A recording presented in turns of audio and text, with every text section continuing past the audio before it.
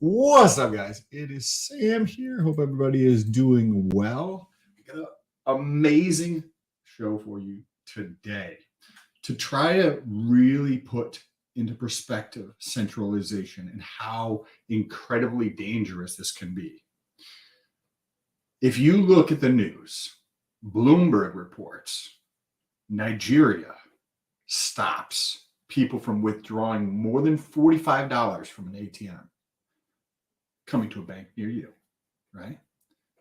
This type of thing happens all of the time. If you remember back in around 2014, the Greece austerity package, right? Well, if you remember that, you may remember that like, oh, we're going to cut salaries. We're going to cut back spending, but it's all related to the borrowing, right? It's all related to the fractional reserve. What they didn't tell you was that Cyprus, right, a tiny little country with maybe 1 million people next to there, a lot of people from Russia also moved there. And in this tiny little country, they also were using fractional reserve, and which just means debt-based, right? Their reserve was debt-based. And what happened was they stole, they called it a sharing the burden, and they stole everybody's money who had more than $100,000 in the bank. Well, this just this one-time tax. This is all coming to a place near you. This is how dangerous centralization is. We're going to be talking about Binance in this video. We also have the Fed minutes that are coming up, right? I think that's going to be coming up in a couple of days. We got awesome stuff. So before we get into that, we're going to play the intro here. And when we do that, just take a second. There's a little arrow down below. Press that. Share this out on Twitter. Tag me. Tag GRC on Twitter. Now, without further ado, let's get into the video here with the intro. You already know what time it is. Crypto in the morning. Crypto in the morning. Crypto in the morning. Waiting on phone. Crypto in the morning. Crypto in the morning. Ready to take notes. Crypto in the morning. Crypto in the morning. Crypto in the morning. Waiting on phone. Crypto in the morning.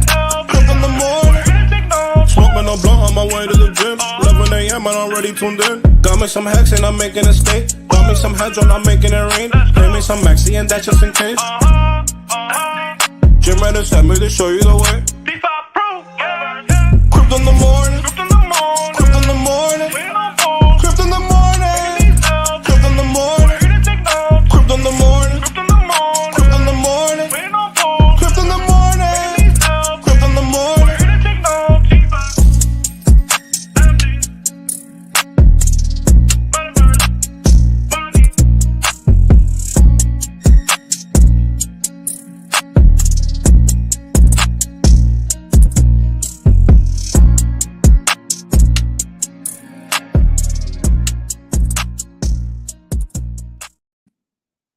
How crazy is that? In Nigeria, they're stopping people from withdrawing more than $45 per day. Say Imagine it's a fair amount. In jail, you get $55 a week. And where? So in Nigeria, you get you get 5 times the amount of money than you do if you're a federal prisoner per day. Maximum, Sam. I like how you said, damn it, Sam, I forgot to plug in my mic. Sam, we have a quick video we have to play. Just play the first couple minutes. This will get us back in the action of the news. This is 1 hour ago, Coin Bureau, guys. He makes great videos. Just watch this for a minute. I got to go plug in my mic. Smash the like button, share the tweet. I saw Lane say, BNBP, I will save time at the end, 15 minutes, 20 minutes for questions. We're starting with BNBP. That's the first question I started. Make sure you hashtag question. Sam, pay attention here. This is the daily news for crypto. You know Mondays are wild in crypto. Fed rate hikes, guys, December 15th, the election cycle, guys. The CBDCs are coming, and we will talk about Binance CEO having criminal charges in the United States of America. Let's check it. Why some are speculating that Sam was behind the collapse of Terra, 3AC, and Celsius. Crypto Media Money. CEO of The Block resigns after it's revealed that he and his company received tens of millions of dollars in loans from Alameda. What does this mean for crypto media outlets? Ethereum upgrade confirmed. Ethereum developers set a tentative date for the highly anticipated Shanghai hard fork. Everything you need to know. Cash ban incoming. Ooh. Nigeria limits daily cash withdrawals for its citizens to force the adoption of its e-Naira central bank digital currency. Which other countries are starting to restrict cash use? Told you about this. Digital ID developments. Australia officially national digital ID, while the European Union finalizes details of its digital ID wallets. When will this dystopian technology land on your doorstep? And Good of topic, course, good some video. more Just real quick, Sam, we're not going to watch the Ben Cohen crypto analysis. No way. Not saying he's the worst in the world, but no. Or that's the one part we will skip. That's a good chunk of it. Sam, I love he covered it beautifully. I watch this guy because one day I want to be as good at him as making news videos. He's really good. I like his videos. I don't like his takes on Bitcoin, but Bitcoin use case is coming in harder and heavier than ever with the punch to the face right now. Crazy times in crypto, guys. It's a wild ride. Get Ben Cohen off my screen. But yeah, guys, this is exactly what we're going to get into. And I'm going to start preparing to be just as good as this guy at prepping a 10 or 20 minute news segment daily for the show. So Sam doesn't have to, it'll be easier, trust me, for both of us, because I end up doing it anyway, but I'm just copying their stuff. And at some point I just have to do it, but I'm getting better at it. So let's get into this, Sam. And then we are going to get into the Binance. I have a Binance article. And if that's what you guys came here for, I'll send you the video. I'll send you the link that I was reading major down below. It's a little bit of FUD, but Binance has centralization issues that are huge. And Binance can basically not let you take your money out if they really want. Now, they don't really care about the GRC, but that doesn't matter. It doesn't matter. It's about the point and like what happens downstream. So let's get back into this. I'm sorry for interrupting, but smash those likes. I'm trying to jack up the channel a little bit, get a little more spunky. You know how I'm doing, guys. I'm trying my best. expert analysis from the one and only Benjamin Cowen. All this and more in just a moment. Good morning, afternoon, or evening. Thank you for tuning in. My name is Guy, and what you're about to see is educational content, not financial advice. You can find any topics you're looking for using the timestamps in the video timeline. And now for today's top stories.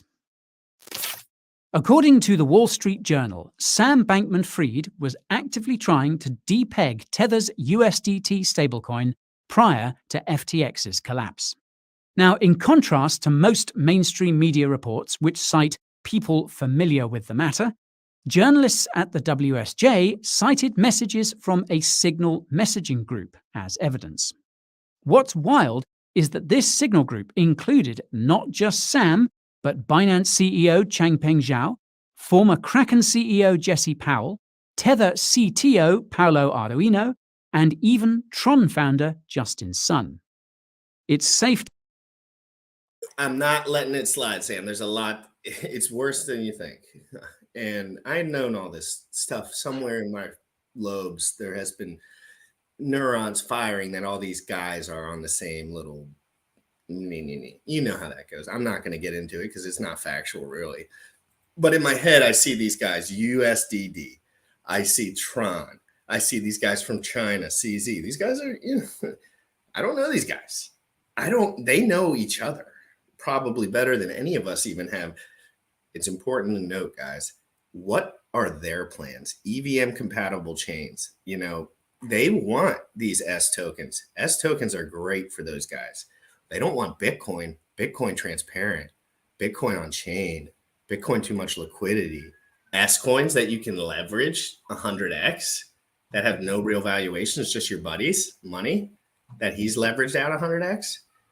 That's what those guys like, Sam. I can tell. That's what their little bread and butter is. Transparency is the problem that they have. And they're going to try to get whatever done that they can while transparency still doesn't exist, or whatever middle ground we're in. I'm not nearly in the same boat in terms of like the amount of wealth and connections that I have relative to these folks, right? And yet in the niche that I'm in, right, around peptides and research compounds, like I know a tremendous amount of the owners of these businesses and talk to them, and people don't realize like the communication that goes like, even though you might be selling the same thing in your company as I'm selling in my company, I might have a relationship with you. I might have a relationship with 4 other people and colluding all together to raise prices or do something else. The idea that there are separate players or something like that, and they're not connected in the background in a closed communication loop is actually happening. It really is, and this video is about to actually. It's happening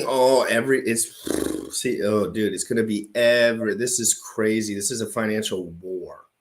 This is a financial software, digital, global, 24 hours a day war.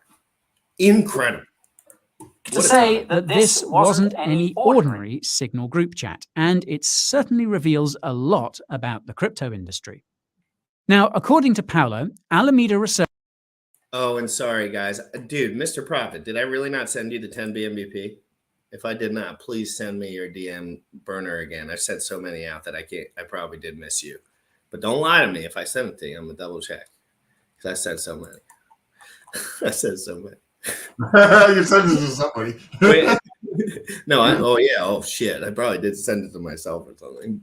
But yeah, no, I might have done it something wrong. So please remind me on that, and I have more in there, so I can send you some.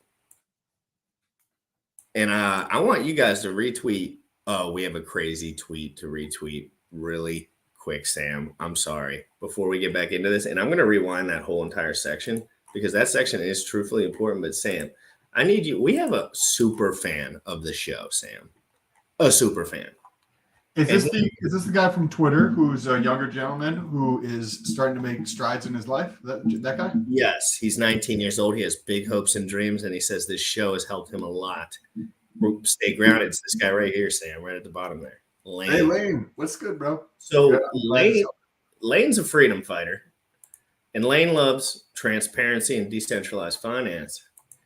And he also wants me very badly to go on a stream with Richard Hart. I very badly would like to go on a stream with Richard Hart. So what did I do? I did a little classic GRC move, sliding in around. And I went to Richard. Hold on, let me pull it up. Sorry, I wasn't paying attention. No, you're good. So Lane leaves a very interesting, nice comment on Twitter. And this is the idea that happens when you stand up for what you believe in and you try to do the best that you can in terms of focusing on yourself and improving your life. And I think Lane does a nice job of articulating this. Go ahead. So real quick, guys, we're going to support Lane because we're going to get Lane as many Twitter followers as possible. But we're also going to piss Richard off a little bit and spam this tweet. It already has 60 likes, 7 retweets, and 8 comments, guys. We're going to spam it. We're going to make sure his blood pressure is right around that high rate today. But then we go down to my man Lane. And what is Lane doing? Let's see what he tweeted 19 hours ago. I'm going to tweet Richard Hart every day until he goes on Crypto in the Morning with GymRatCrypto, Sam STOLT, and Bullish Hawks. Richard, these are some of the smartest and most open-minded hexagons. It would be a great conversation. Now, guys, you retweet Lane's flipping tweet right this second. I want people to be friggin' get this Jim Rat out. Who's Lane? Oh, who's paying for followers? I want them to say it all, guys. But Lane's a freedom fighter, and I like Lane. And I was under the impression that I met Lane for a long time in Vegas, but it wasn't him. It was another guy. So make sure you retweet all these tweets. Go through this thread. It's great. Look at this. Lane, day 2, tweeting Richard Hart until he goes on Crypto in the Morning. Lane, yeah. Lane, you are an absolute god. And hey, Mr. Profit, I swear I will get to you right after, but I don't mess on this computer with like sending stuff. So right after this is over, I promise. And I am going to be going live today again, 150,000%. So go through this thread and check all that stuff out, guys. And Hex.com, I mean, come on. What's up? This is not GymRatCrypto. I would never block you, Lane. Don't you ever. But, and for anyone who is interested on retweeting the link for today, I'll pop it down below. Guys, I had to give it to Lane because I didn't ask him to send it. I'm glad I'm making an impact to the young guys. Sam, you know the guys I go for. 16 to 24, 16 to 26. No chance at doing, not Lane in particular, but no chance at getting this information at a real decent rate in their day-to-day life if they're working. I know it because I couldn't do it as well as I wish I could. Let's go back to Coin Bureau. Hopefully we don't get the I've been trying to throw those little things up so I don't get copyrighted as hard. But Coin Bureau, thank you so much for the amazing job. Guys, we're going back to the Tether depeg attempt. This is critical. This is not just a little sidebar. Remember, Sam, I said, didn't Coinbase do a thing where you could swap USDC for USDT and have some sort of premium there or some sort of reward? That kind of threw off my radars big time. And now hearing this, it's all coming together. Again, I don't study US. By the way, this dude, Coin Bureau, it looks like he's working out now. It looks like he's in better shape than I've ever. I don't watch videos, but he's got a sharp jawline there. Good man. You're so right. He's a little manlier looking too. He might be on a regimen. Yeah, I think he's starting to work out. Take care of himself. He looks thinner. He looks healthier. Look at his head, he looks more vibrant. Yeah. He looks like he could bench 225 for 20 right here. He looks like I'm just like a brick shit house, they call it where I'm from. A brick shit house. To the Wall Street Journal, Sam Bankman-Fried was actively trying to depeg Tether's USDT stablecoin prior to FTX's collapse. Now, in contrast to most mainstream media reports which cite people familiar with the matter, journalists at the WSJ cited messages from a Signal messaging group as evidence.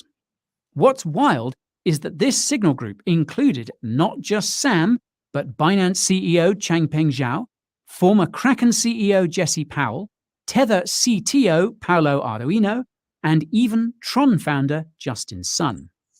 It's safe to say that this wasn't any ordinary Signal group chat, and it certainly reveals a lot about the crypto industry.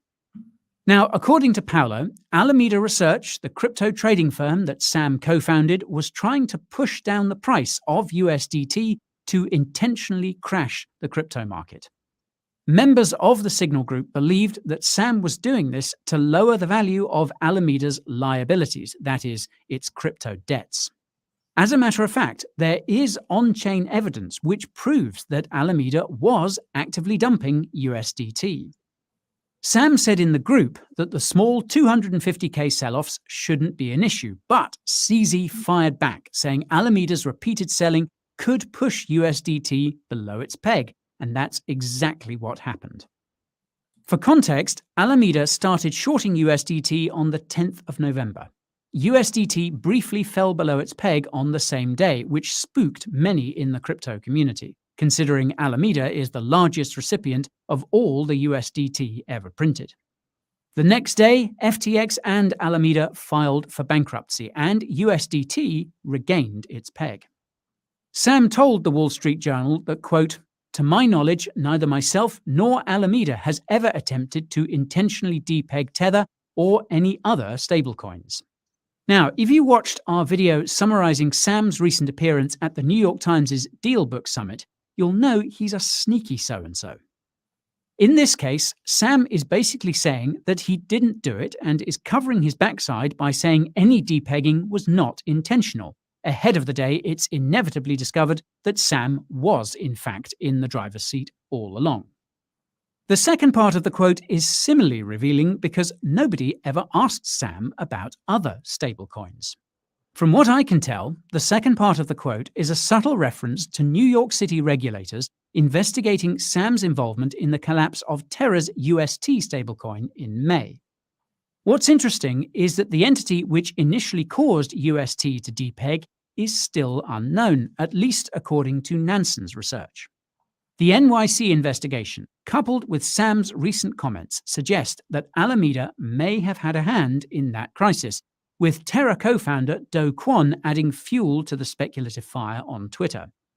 Do alleges that Genesis Trading provided Alameda with 1 billion UST. Note that Genesis Trading is also in trouble. As many of you will know, crypto hedge fund 3 Arrows Capital was the next entity to collapse after Terra. 3AC founders Zhu and Carl Davis both allege that Alameda was behind their demise as well. It didn't take long for Celsius co-founder Alex Majinsky to claim the same. Alameda is the one to blame. Now, it's obviously too soon to say just how involved Sam, FTX, and Alameda were in all these crypto crises. It may end up being of little consequence given that Terra, 3AC, and Celsius were all extremely over-leveraged. This was ultimately the cause of their demise, regardless of who the first mover may have been.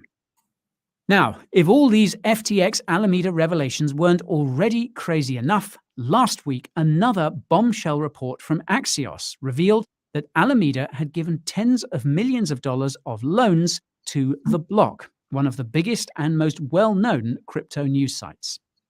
Alameda gave $27 million to The Block in early 2021. Sam, for those who don't know, The Block is one of the most read, the most looked at, the most reputable up until all this news. The Block is like the DeFi nerd little read along, right? And I read it all the time, but I don't really, I don't think about too much of it. But in general, this dude was paying them a lot, and everyone was reading that information. What do you think? What do we know about that, right? Like, what do we know about people that are paying other people to read information? Oh, turn on the news. Turn on, you know what I mean? Like, it's just, they're trying to just redo this mess, except it's just younger kids that have more tech savviness and different kinds of like avenues of success. But at the end of the day, the truth is the first principles will always break through, Sam. I think the first principles, and if you go to our show yesterday and you want to know what the first principles are and what they mean in finance, in innovation, in technology, the first principles of crypto, the first principle theory, go to our show yesterday and check that out. That was really fun. It's not the most popular show, but that one's a dense information, really interesting. When you understand like a hedge fund, right? Because Alameda was a hedge fund. And even Jim Cramer talks about this because he used to run a hedge fund, and there was leaked footage of him talking about how it's just all in the equity markets. So that means stock and shit. There's massive amounts of manipulation happening, right? And you pay media, right? So I might just run send you an envelope of 10 grand, right? For you to write 3 or 4 articles negatively in one direction on something, but I also might pay, 10 other creators and or people to also do the same thing so that I can manipulate things. So when you get to a hedge fund, it is people trying to do this at a mass scale. It happens in the equity markets. There's a reason Robinhood trades are free, because they take that trading data and they sell it to a hedge fund, right? So that the hedge fund can front run everybody and trade on that data. Now, when you look at the crypto markets and contrast that relative to the equity markets, the crypto markets, what do we know about them? They're not regulated. What does that mean? That means insider trading is legal.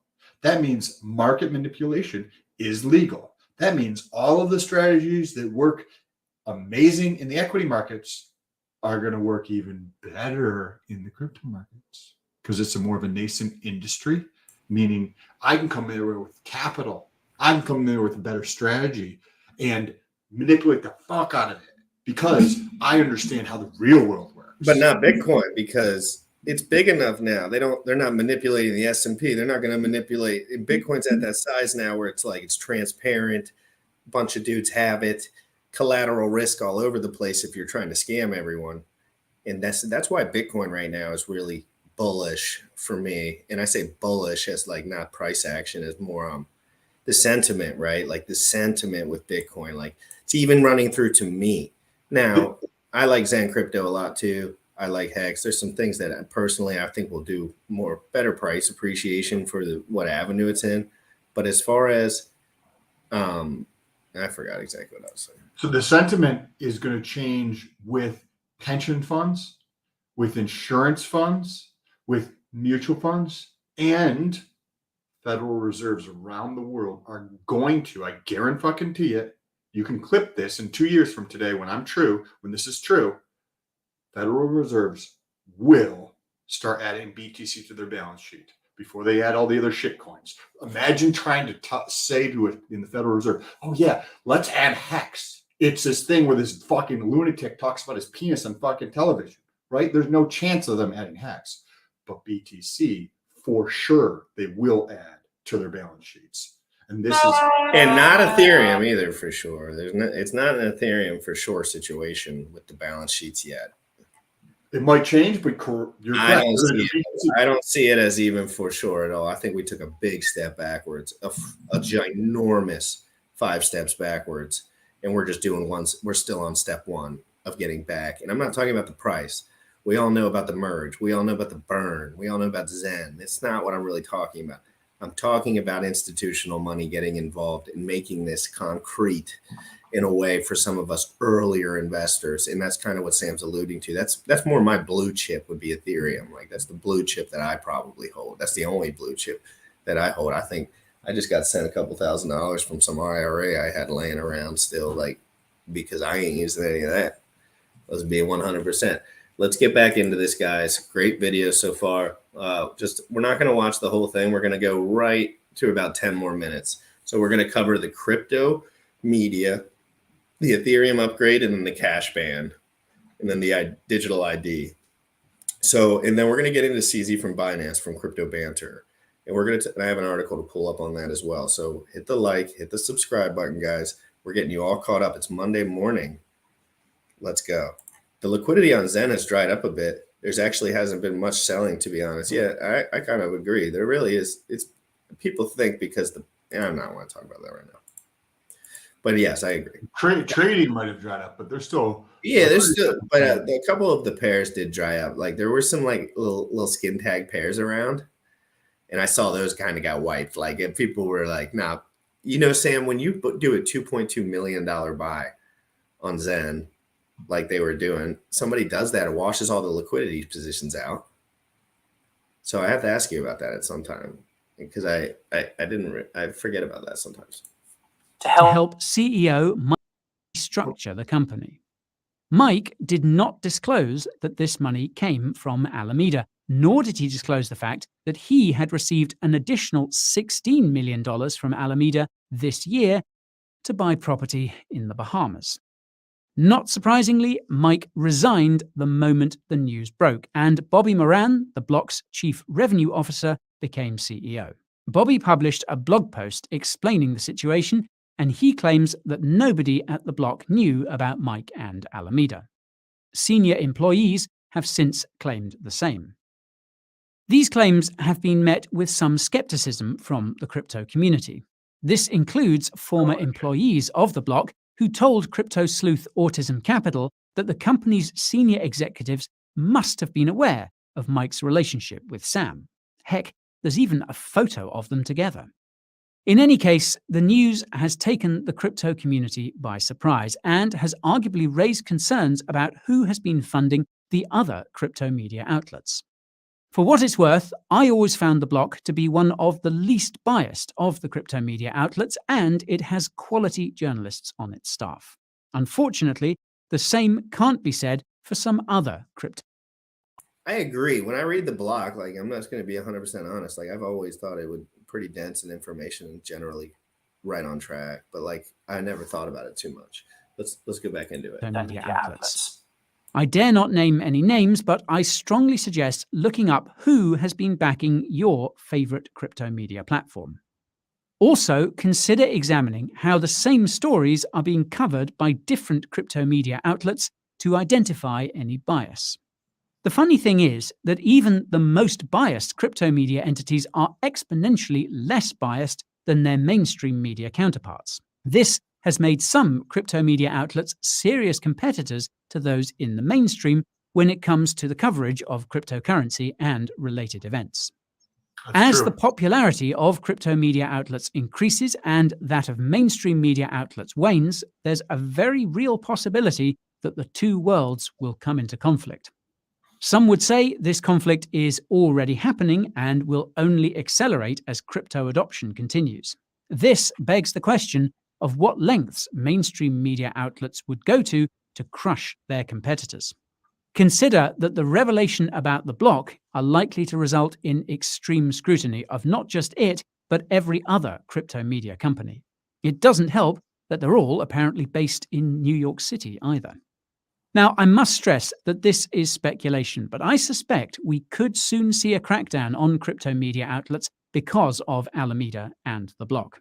This is not far-fetched, given that governments have been ramping up their censorship efforts on social media. More about that in the description. Now, speaking of speculation, there's been no shortage of just that around Ethereum's Shanghai hard fork. For those unfamiliar, the Shanghai upgrade is when validators on Ethereum's proof-of-stake beacon chain will be allowed to unstake their ETH and claim ETH staking rewards. Last week, Ethereum developers announced that the Shanghai hard fork has been tentatively scheduled for March of next year. Now, this is as exciting as it is scary because it could lead to a large amount of ETH selling by Ethereum validators. It doesn't help that April is the deadline for most taxes either. The silver lining is that tokens belonging to crypto projects and protocols related to staking, such as Lido Finance's LDO token, are likely to rally leading up to the Shanghai hard fork.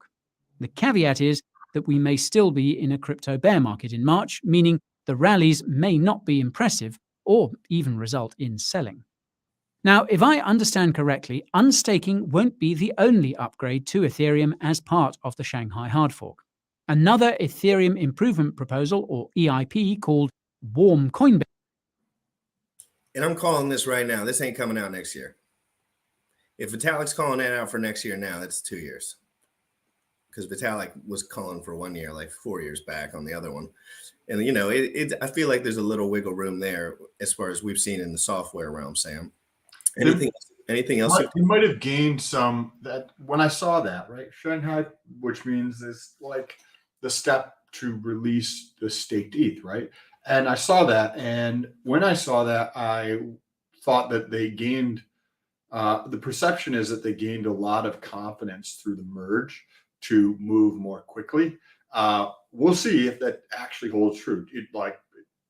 Not a ton of confidence that they're going to follow through on the date of March. Like, as you mentioned, it doesn't seem to be, their MO to always follow through with what they kind of like give out. But I think if you go to the source of the information, it's probably far more ambiguous than what the crypto media actually alludes to. Oh, it's happening in March. I highly doubt that is what was said. I think it is probably more obtuse, and people are, hey, the earliest this could possibly happen would be in March. And then the idiots in media were like, oh, this is happening in March, right? Like, I haven't seen the data. Well, we'll buy in February. They'll buy in end of summer. It's kind of vibe. But you know what I mean? Like, we'll be like, oh, it's probably a decent time to speculate. The fork come out anytime this year, maybe next year. ETH is going to start running, Fed rate pivot. It'll be so easy to call and see and all of that, especially if you already have some. It's interesting. Once you have a really good beat on these markets, 100 days, 200 days of looking at it, probably for at least an hour a day, it gets real silly. It gets silly because you become an elite class of person that stares at certain information for large periods of time. And your elite class because you can look at it. You know what a chart is? A chart is just things that happened painted in a graph.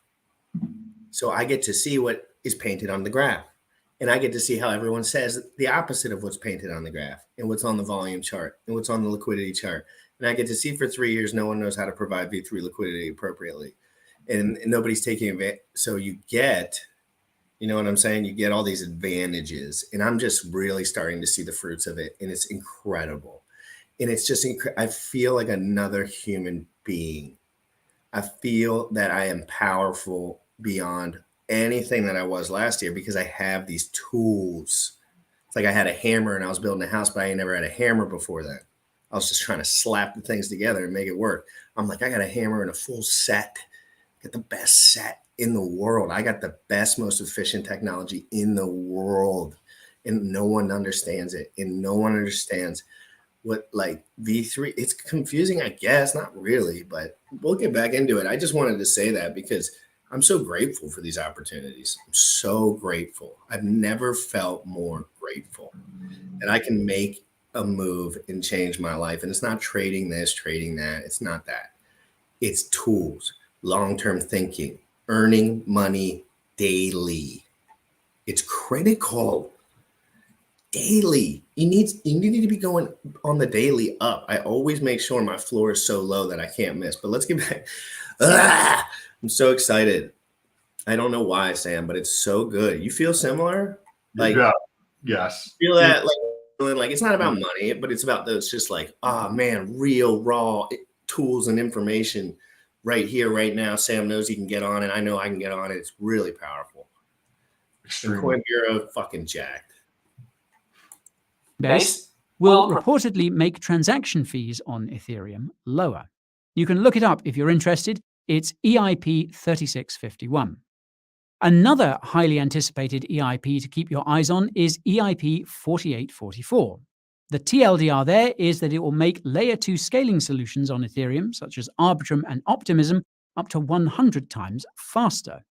Given that these layer 2s can already process between 2 and 4,000 transactions per second, that means 20 to 40k TPS. This would put the speed of Ethereum's most popular scaling solutions on par with smart contract cryptocurrencies such as Solana and Aptos. More importantly, it would put them on a par with payments networks such as Visa and MasterCard. Note that Vitalik was talking about crypto payments just recently.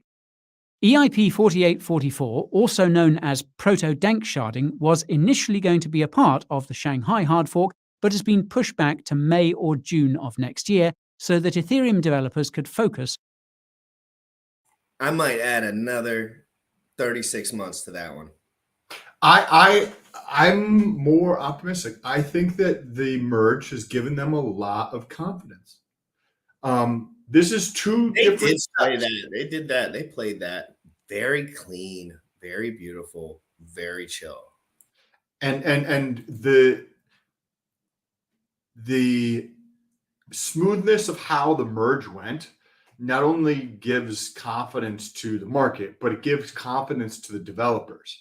And what do you know if you were in crypto is that shit changes extremely fast, and that the shitcoin, basically anything that's not Ethereum or Bitcoin, right, is the perception. And those things go away. So if you want to be around for a long time, you want to work on something that is going to be around for a long time. And Ethereum has proved that through this iterative process. So they may have actually gained even more developers by successfully completing the merge, because so many people didn't believe they were going to do that.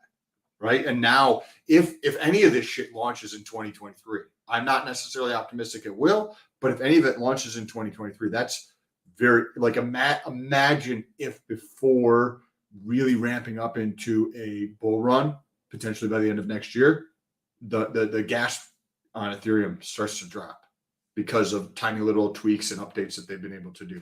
That would be incredible.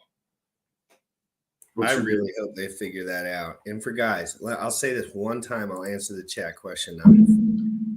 This is about Gwei. This is something that I understand extremely intimately, being that I spent friggin' like 10 grand on gas fees this year, probably like 900 transactions, probably used all chain bridge like 700 times. You cannot make forward looking statements about Gwei because it's impossible. I don't care what you say.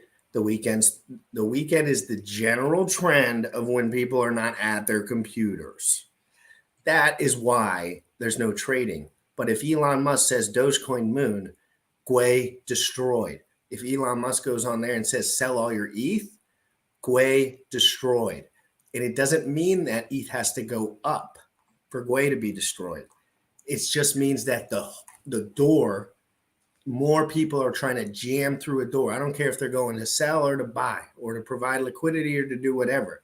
So when the Gwei is around $3 at the moment, yes, in the future you could say if ETH were half the price, you could say at this moment with this network activity, yes, it would be half the price, but impossible to predict what a 50% drop would do to network activity. I would actually predict it would be out of control. Because you could have $700 ETH and yet still have $75 gas. Like that's more. Correct. It's 100% possible. They're not necessarily linked. It has to do with the throughput on the network. Like how many people are using the actual network. So that right now, right, you have down from $5,000 to $1,200 for Ethereum, and yet some like easily this morning I paid $6 in a gas fee. Right? You would think that wouldn't be possible, but the network, the number of people who are using it are growing. Right? Like if you're just wait till there's a new Binance project out that people actually like, which happens on occasion. Oh wait, then all-chain bridge comes into play. Oh wait, and then that Gwei is aggregated through their system. Oh wait, then it's completely impossible unless you go to the Uniswap front end, go to gas burn, and do a bunch of calculations. I'm sure someone could do the calculation. Like there's a direct algorithm, I'm sure. I just don't. But I'm saying, like, I remember sometime when COVID was dumping and Gwei was wrecked. Gwei was wrecked. Everyone was selling, and I couldn't even sell. I didn't know what I was doing at the time. But let's get back into the video. Another great side tangent. I think that's critical to talk about Gwei.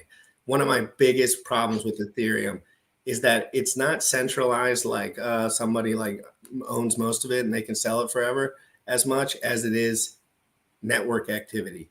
Network activity gets centralized. Richard Hart can do all the transactions he wants. GRC, maybe not. Maybe not. Maybe he has to have $400 in each account. Maybe that's stretching it a little thin for GRC. It's just, I'm just a human, right? And I think it's critical, like having $2,000 ready for ETH fees. If you have 10 end stakes that are ending next week, Sam, and they're all pretty big, you better have $1,000 fucking dollars in your ETH account or you're not getting any hex, buddy. You better have known that too. You better understand Gwei. You know what I mean? Like you better have a lot of, and then 800 stakes later, it's like, I ran out of money. So let's get into this. But I'm not hating. I'm just saying, like, it's important to understand the material that, whoops, sorry. And Sam, if you want to add anything, we're just going to play this for a little bit longer. This Ethereum upgrade talk is amazing. I agree. I'm excited. 51. Another highly anticipated EIP to keep your eyes on is EIP 4844. The TLDR there is that it will make layer 2 scaling solutions on Ethereum, such as Arbitrum and Optimism, up to 100 times faster. Given that these layer 2s can already process between 2,000 and 4,000 transactions per second, that means 20 to 40K TPS. This would put the speed of Ethereum's most popular scaling solutions on par with smart contract cryptocurrencies such as Solana and Aptos. More importantly, it would put them on a par with payments networks such as Visa and MasterCard. Note that Vitalik was talking about crypto payments just recently. EIP 4844, also known as proto-dank sharding, was initially going to be a part of the Shanghai hard fork, but has been pushed back to May or June of next year so that Ethereum developers could focus on unstaking. I reckon that's a reasonable thing to do given the significance of the upgrade. Now, if you're wondering what all this means for ETH, the short answer seems to be that it will be bearish in the short term, but extremely bullish in the long term. That's again because Shanghai could result in lots of ETH selling, whereas EIP 4844 will significantly increase scalability.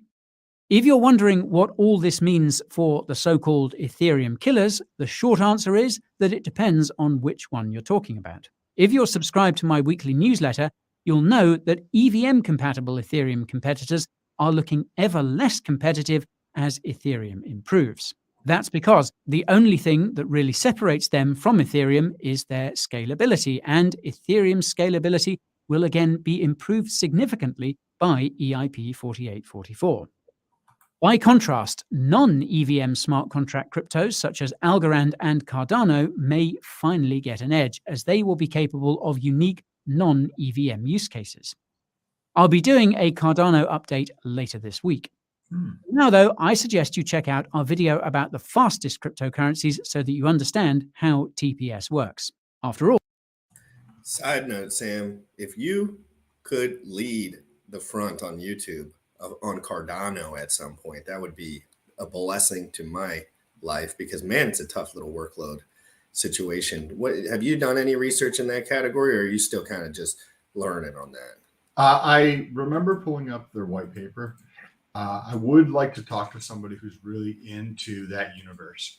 Let me get that for you then. Let's do that before. I'll let me set that episode up before, because that would make a lot more sense. If you guys have if you guys know somebody who's really into Cardano, into the details, not just like somebody who's on the surface who doesn't actually fucking understand it, but who understands it and is open to talking about it and is competent in front of a camera, DM GRC, because we would like to talk to them, and hopefully you guys would like to learn too about these other ecosystems.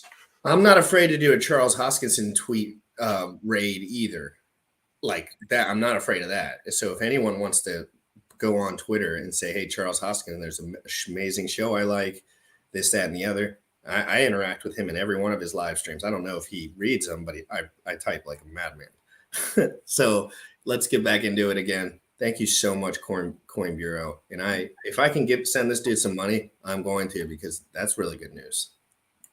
well, the best time to learn is during a bear market.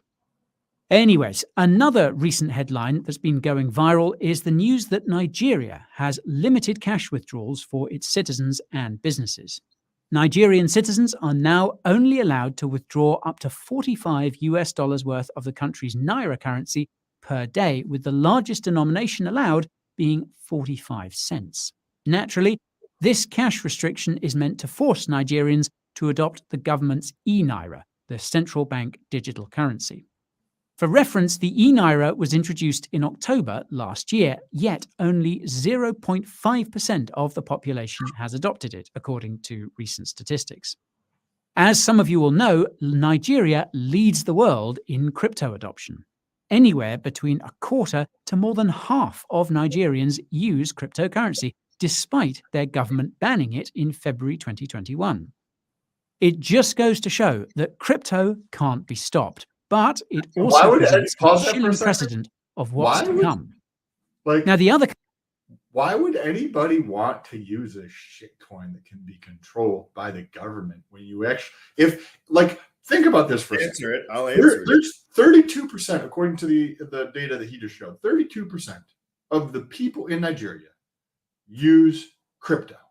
So even if you're a moron and you're using crypto and you don't know, you have money on an exchange, right? Because you don't know what you're doing, you have still heard about cold storage, right? You still have some level of education, even if you're a fucking moron. And 32% of the population of the entire country is in crypto. Do you know how much more educated they are on the shit coins of CBDCs? Do you think that number, that people are going to adopt that, or they're just going to get around that shit and go into crypto? There's no stopping this. This is going to continue. This is hilarious. And if it really comes down to it, I'm sure the VPN and security scene will just take a whole nother loop, and then everyone will be more, because I'm getting savvier by the moment. I download a new thing and learn about it every single day, literally. And it's just astounding to me how many things there are and how many things people don't take advantage of. Because how much things I don't take advantage of. It's disgusting how many things in this world I don't take advantage of. I don't like that. And I'm starting to with the computer, and I have flipping fast computers. Things like lightning speeds change my life with computer. It really has. It really has changed my experience with the computer. And it's been interesting. Never connected to a Wi-Fi either. It's just locked in a little. So I'm trying to do it cool. Country that springs to mind is Israel, which announced restrictions on cash payments back in August to help drive digitized payments. In this case, the limit was around 4,400 USD. Like almost every other country out there, Israel is also developing a CBDC. In this case, it's digital shekel, expected sometime in 2024 or 2025. Many European countries have also moved to restrict cash payments in recent years, such as Lithuania, which set a cap of 5,000 euros on cash payments just last month. And of course, the European Central Bank is actively working on a digital euro, which could be released as soon as 2026. This relates to a trend that I've been talking about on the channel for quite some time. Every country that will be rolling out a CBDC has taken steps to restrict cash use, introduce anti-crypto regulations, and pass legislation related to digital IDs that will be required for CBDC systems to operate.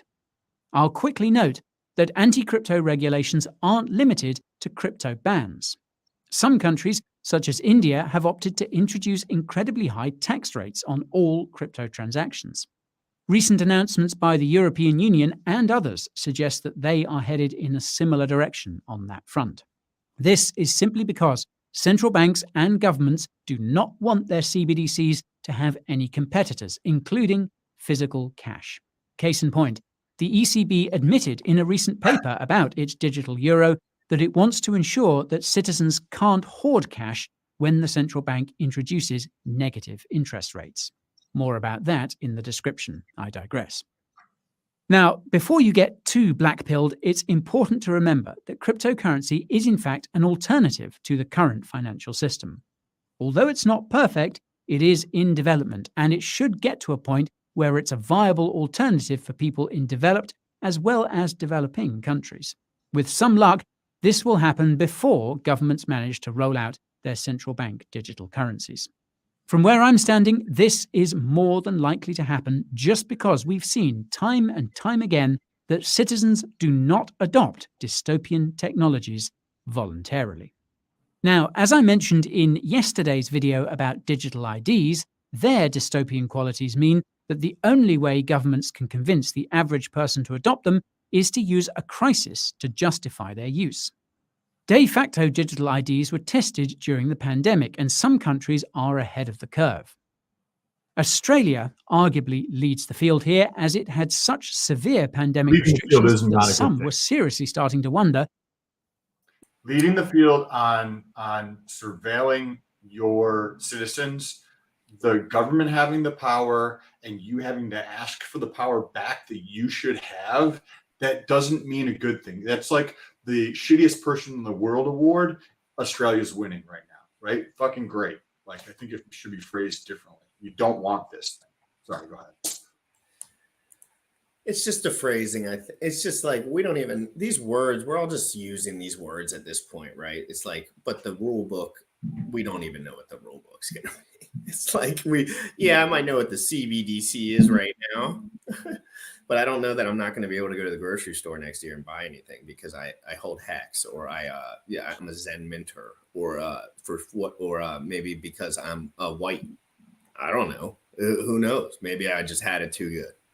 You know, that's what I'm saying, though. In Nigeria, you can only take out $45 a day. I have a theory that's going to play out over the next couple of years as governments try to, if people are not going to adopt a shitty thing, right? Like, of course they're not going to, right? And that tends to be anything that the government tries to implement, or it is always what the government tries to implement. You need to use force or catastrophe, like this dude's saying. And that's going to fail. Inevitably. So what will happen in the crypto space? You know how we talk about liquidity, right? And right now everything's tied to whatever it is and USDC, and whatever it is and Ethereum. As we continue to evolve, I predict that we're going to have the liquidity is going to be tied between assets that are real, that are actually immutable, that hold up to the principles of crypto. Because when the government tries to use force, whether that is in force, I'm going to break your fucking leg, or I'm going to make the thing that you're doing illegal now so that you can't do that anymore, then that's going to force you to stop being able to exit through USDC. Inevitably, all of the good crypto, all crypto that follows the principles of crypto is going to be tied together like glue, because it won't matter what the government says. I can still move around. It doesn't matter what government in any country says. I can still move my money around. This is what we're talking about when we say permissionless. They try to control access to things, right? You can only take $45 out of your bank account, Nigerians, right? That's it. You have all your money in there and you can't access it. This is what happens over and over and over and over again. It is going to repeat. It's going to happen here in the US. I don't know when, but it will for sure happen here. So. They're just slicker a little bit with the media and stuff around here. Like, that's the only difference. Like, they're just a little slicker. Like, they'll just make my mom just feel real nice and cozy before she does it. You know, in Nigeria, they're just like, shut up. You know, your mom is, and your dad are going to be the people who are going to be the ones. Yeah, my dad will fight, but my mother, she will succumb. My dad's a business owner, a private business, so he knows about all the, like, he doesn't like getting wrecked. That's for darn sure when it comes to money. So let's get right back. There's only a couple minutes left in this, and then we're done. And then one quick video, answer a couple questions. If you guys have questions for me and Sam, now is the time to ask. Just put #question, and I will add it to the top. We have one question that I remembered, and that's from Lane, and he wants to look at BNBP, and I'm certainly will look at that. So let's get back. Whether the country had once again become a prison colony. Digital IDs were tested during the pandemic, and some countries are ahead of the curve. Australia arguably leads the field here, as it had such severe pandemic restrictions that some were seriously starting to wonder whether the country had once again become a prison colony. Never mind the surveillance issues, which have managed to make the crypto headlines because they're just so bad. In what appears to be a continued return to its roots, the Australian government officially launched its MyGov digital ID last week, complete with a built-in digital wallet. As in many other countries, Australia's digital ID rollout is just one of many milestones on the road to top-down digital totalitarianism. If you think I'm exaggerating, consider the following explanation of Australia's MyGov digital ID. Quote, "The app is designed to become a single digital location to manage identity and provide mobile access to both government and private sector services." Europe's upcoming digital ID sounds eerily similar. Now, while governments around the world have promised that the adoption of digital ID will be voluntary, the Australian government outdid itself yet again by telling businesses last month that they must register a digital ID number by the 30th of November or else face fines of up to 1 million Aussie dollars. Meanwhile, the government of Namibia recently revealed what comes next for countries rolling out digital IDs. Starting next year, Namibians will have to link their digital IDs to their phone numbers, or else they will lose their mobile phone service. By the sound of it, the European Union is planning something similar for internet access. I suppose the entity ahead of the curve in this case is Twitter, with Elon Musk encouraging real identities to be connected to Twitter profiles. Remember that digital ID is digital ID regardless of the issuing entity. Conspiracies aside, the fact of the matter is that digital IDs are required for the successful rollout of CBDCs. They're also required for all the other terrifying technologies that technocrats are trying to introduce by 2030. Preventing these from becoming a reality means vehemently opposing digital ID. The good news is that the average person is inherently opposed to it. The bad news is that the governments know this and will therefore take advantage of every crisis they can to force their rollout. This could include purposely creating crises to that end, and some would say that's already being done. All right. That's enough conspiracy for one day. Let's now turn to Ben's amazing analysis of what... Ben, I'm not a big fan of Ben. That's not conspiracy. That's truth. That's true. Conspiracy is the dumbest word in history now. They ruined that word too.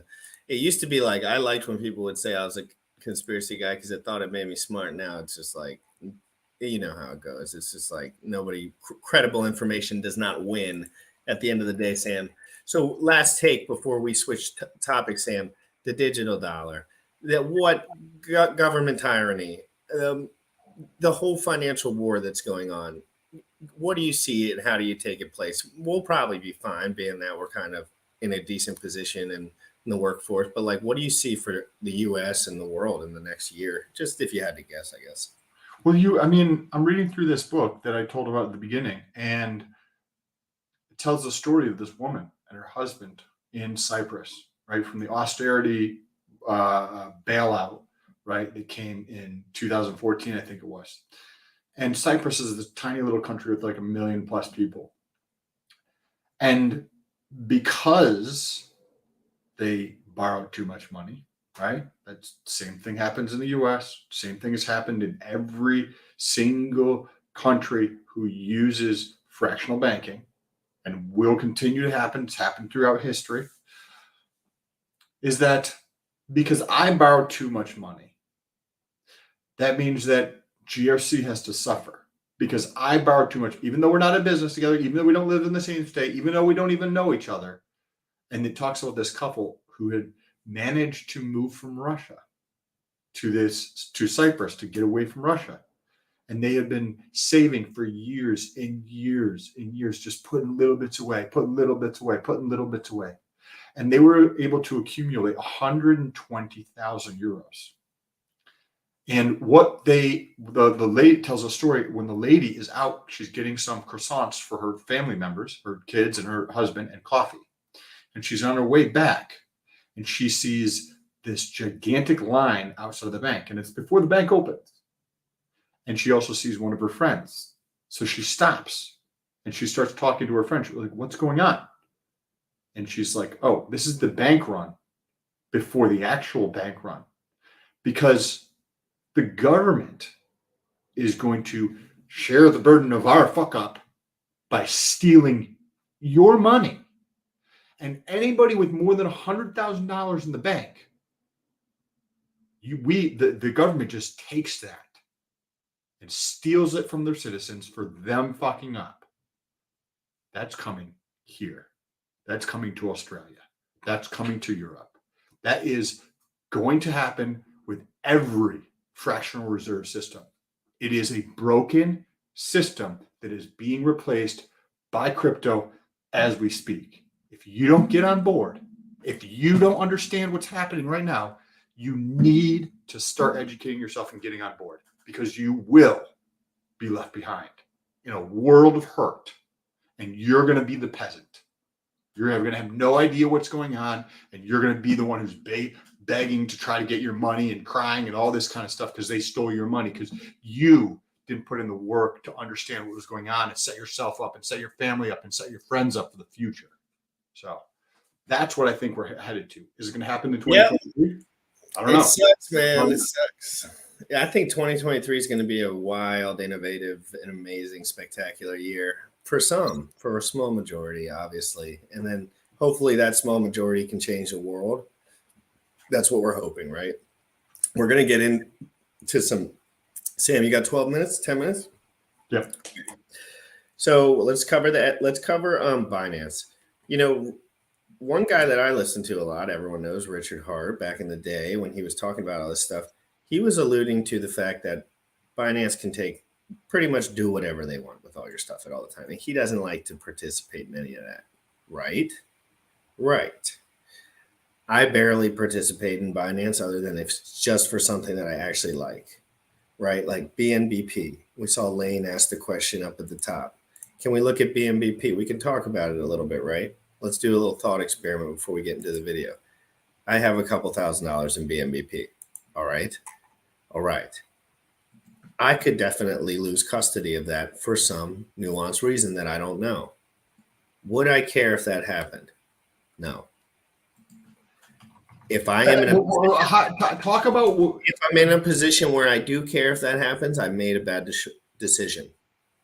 And that's the reason that I don't mind it. But I know that there's risk there, but there's also high reward there 5x, 10x, 15x gains, maybe, you know, like whatever. But think about this, right? So you have Binance, the centralized entity, then you have BSC, the centralized chain, right? And both of those, I think you're talking about, because Binance, the centralized exchange, can obviously super easily shut you off, right? Binance, the chain, can also lock the chain up and stop it, right? Well, the same thing's going to be happening with Pulse, right? One fucking dude's going to control it all, like, you know what I mean? That's why I'm not like I think Pulse is going to perform great, right? But at the same time, there's a big risk there, because I'm like, oh, same exact thing. Why do people not like BSC? Because Binance controls it.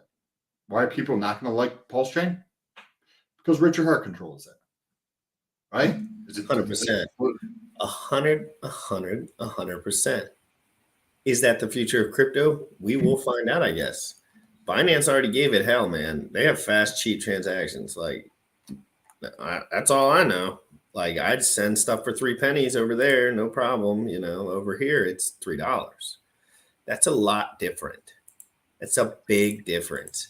And this whole, like, you know, Richard Hart kind of creating what Binance is and then saying he's trustworthy rather than this guy. It's a flimsy little situation. That's flimsy, right, Sam? Like, that's a flip-floppy. And we know about flip-flops on the beach. And if you guys want to retweet Lane's tweet, my tweet, getting Richard Hart on the show, we got that. That's before the end of the year. I remember in the beginning of the year, I said, I'm going to get Richard before the end of the year. I think the time is coming. Richard, come on, let's get a good conversation. I won't talk about Zen. I won't talk about your personal finances at all. That's not my business. I want to talk about technology, adoption, and the future of crypto, of course. Look at his eyes. Okay, so right before this, he did a little bit of something. I'm just kidding. I just caught him at a bad time. But let's listen to this, Sam, for 10 minutes while we round out any questions. If you have a question for Sam about LP or anything, drop it below. He's got 5 or 10 more minutes, and we're going to close out. Guys, PLSB. I woke up to 50 messages trying to get PLSB on the show. I'll do it, okay? I'll do it. I don't know. I got retweets, Telegram. I can't read any of it. I don't know what any of them are doing, and I don't know what's going on. But I got so Wolverine and Pepe are coming on later, I think. I haven't seen Wolverine since we had the Clash of the Titans. And to be honest, I mean, why? They covered the collapse like they covered the collapse. And it's not over. The mainstream media are still paid, still bought, still unreliable. And you know what they want now? I'll tell you what they want now. They want you, if you had money on FTX, they want the court to dox the individual customers without actually caring about their safety. They want the New York Times, Bloomberg, the New York Times, which we know is bought by SBF, Bloomberg, the Financial Times, and Dow Jones have filed a motion to dox the confidential information of customers and personal information of individuals. So now, instead of protecting your integrity and your privacy, if you had money in FTX, and if you did have money in FTX, on the one hand, I'm really sorry, because no one should have lost money there. On the other hand, why didn't you listen to my tweet? Damn it, Sam, I put it on the wrong spot. I didn't want to talk about that fucker anymore. Whether Binance is solvent or not solvent. Obviously, I believe they are. But the here now are targeting Binance. You can feel it. You can feel that there's peak FUD on Binance. Now, I can't attest to whether Binance is solvent or not solvent. Obviously, I believe they are. But the mainstream media have clearly started an attack on Binance. And the problem with these attacks is that they are masters in creating FUD. Started off with the Wall Street Journal. Binance is trying to calm investors, but its finances remain a mystery. That's the headline. And it refers to a Mazars report, okay? Binance, it talks about a Mazars report around proof of reserves. And the problem with mainstream media, once mainstream media attack you, once a Wall Street Journal publishes a piece, everybody has to write. So you see, Wall Street Journal publishes this piece around the proof of reserves report, which was published by Mazars. Then we got investing.com also publishing an article. Binance proof of reserves raises doubts about elusive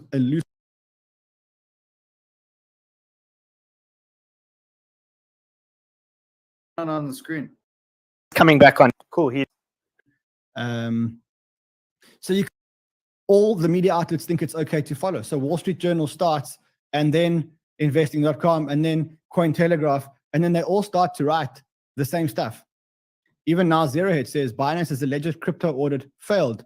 Not even its auditor would vouch for it. So let's look at what this story is actually about. What it's about is that Binance went to their auditor, which is Mazars, and asked Mazars to do a proof of reserves report. And what raised red flags for certain people is that the report was not exactly an audit. So the reason, the issue with the report is that it was not exactly an audit.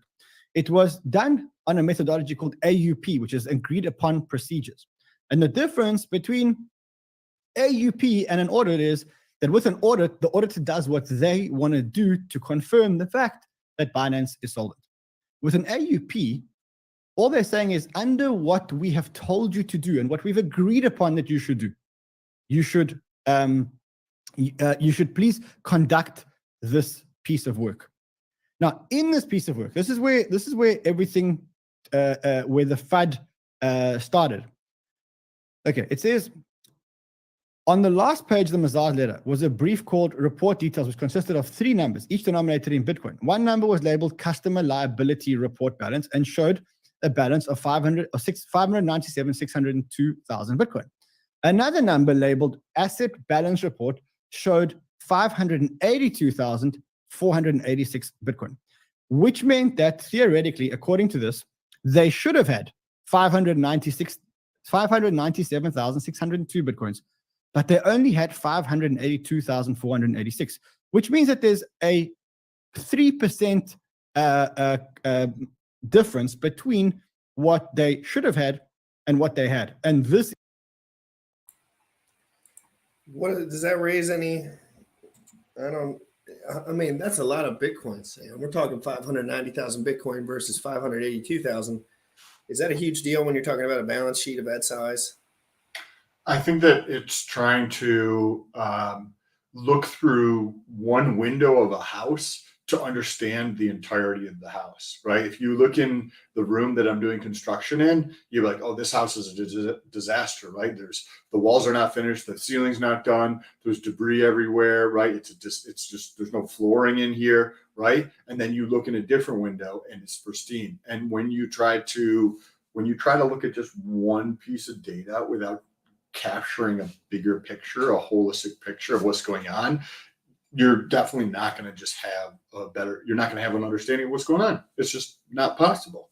And I think that's what's actually happening here. I don't think we have enough data to see one way or the other way. Is it just an accounting thing? I have no idea. Like, what else is going on? I don't know. We're trying to look through the peephole of the front door to understand. Is it fair to say there's 100 factors that none of us know about? Yes. And it's already in the books. It's just like people are covering it. We'll give it 2 more minutes. Actually, you know what? I don't even think you can keep going. I gotta jump off though. But answer this question first. When setting your LP parameters, which time frame do you prefer? Time frame because you can take it out whenever you want. Yeah, there's no real time frame. It just depends on what you want, right? If you're going on vacation and you're going to be gone for a week, you probably, and you want to keep earning fees, you're probably going to set it up with a wide enough range so that you believe it's not going to move outside of your range on your week vacation. But there's no like time frame necessarily. It depends on how, like, I don't, you might want to rephrase that question. I'm not sure what you actually. And a lot of the guys' questions that you ask about LP, I can tell you shouldn't be LPing by the question you ask. Because in Pierre, we've been working on this a little bit with you. So I need you to get focused up. You know the parameters, Pierre. You know it's volume, liquidity, and transaction volume, liquidity, newness, reality of the liquidity pool. If it's real people, if it's not regurgitated, you know that but you have to look at these numbers. It's time under tension when it comes to LP. If you want to be an LP guy, you have to understand the ratios, or you're just going to get swiped.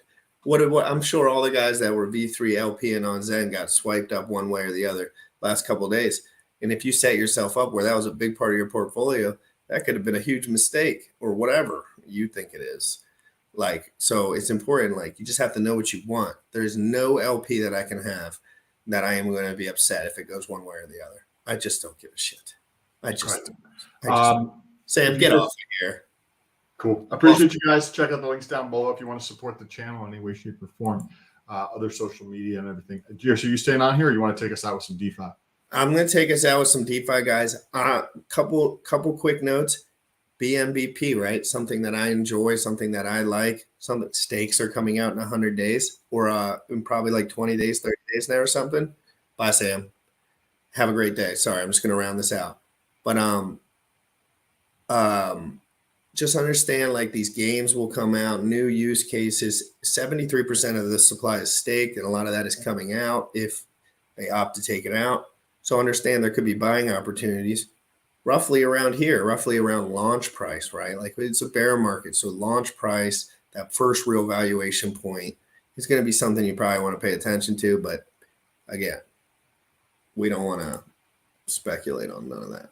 We don't like speculating on forward-looking price action stuff because we don't know how the bear market's going to be. We don't know. I don't know these guys too. I know Jacob. Jacob's awesome, and I really appreciate him, and I think he's one of the sharpest dudes building that I know. But again, I can't. It's about trust to a degree, and I'm just a user. So, and let's do a Twitter storm real quick, guys. Let's get our points across here. There's nothing I like more than trolling with really articulate, fun, open-minded, insightful conversation, because some people just don't want to have it, right? And that's when it's most fun. I do want to get Charles Hoskinson on here at some point. That would be incredible. But let's spread the GRC sauce right now. I don't even care. You spread it out. You let them know I was at the wedding. We were wedding popping. Retweets on the wedding pic. Come on, you know GRC's up in there dancing, having a good time. I don't get out of the house much, but we like it. And then we got Lane. Oh, yeah, coming to a country near you. This is a global war. Nigeria. We got the links from today, guys. I keep it all up to date on Twitter, so make sure you go over there. And, I have an Instagram page, too, that I've been trying to use a little bit more. So why don't we drop that up in here? If you like Instagram, we got Corey Costa here. That was Vegas. That was a good time. We got Jack Vegas. That was a good time. Some animated art that some guys made, AI art. Good times. I try to keep everyone up to date on here, but it's just like my IG shit. And then the YouTube channel, of course, guys. I really want more subscribers and more action so more people can see this. You got, actually, hold on. I switched my bio. I like my bio better now. So this is my channel right here for Twitter. In my bio, Crypto in the Morning live every day at 11 a.m. Eastern. Bitcoin, Ethereum, Uniswap V3, free content, no affiliate links, no paid to play, no bullshit lies like we see so much all up and around here, guys. And just one more time, to our boy Lane, we love Lane. And we want retweet storm parties for Lane. Okay? And I'm going to be coming on with PLSB and Wolverine, I think. So this says, I'm going to tweet Richard Hart every day until he goes on Crypto in the Morning with GymRatCrypto, Sam Stolt, and Bullish Ox. These are some of the smartest and open-minded hexagons. It would be such a great conversation. We'll go over to Lane. Lane's he only has 72 followers. Are you freaking kidding me? Go subscribe to this dude. What? That is wrong. Something is wrong. Something is wrong. Joined in 2003. My kid's the OG. Dude's the OG of OGs. And he's just spreading all the GRC love. He's a fan of the show, and I really appreciate him. Thank you so much, Mr. Lane, 19-year-old hopes and dreams. Show helps him out. I appreciate him very much. Everybody, Crypto in the Morning live every single day at 11 a.m. Eastern with my co-host Sam Stolt, producer Bull of Shocks. Have an amazing week. Stay focused. Emotional fitness. Try not to do drugs and drink alcohol all day. Try to be smart. Try to be friendly.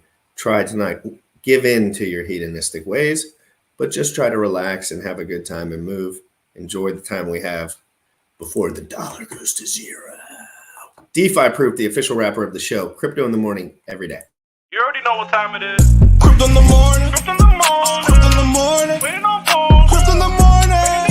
Crypto in the morning. Ready to take notes. Crypto in the morning. Crypto in the morning. Crypto in the morning. Waiting on phones. Crypto in the morning. Crypto in the morning. Ready to take notes. Smoking a blunt on my way to the gym. 11 a.m. and I'm already tuned in. Got me some hacks and I'm making a stake. Got me some heads on, I'm making it rain. Pay me some maxi and that's just in case. GymRatCrypto sent me to show you the way.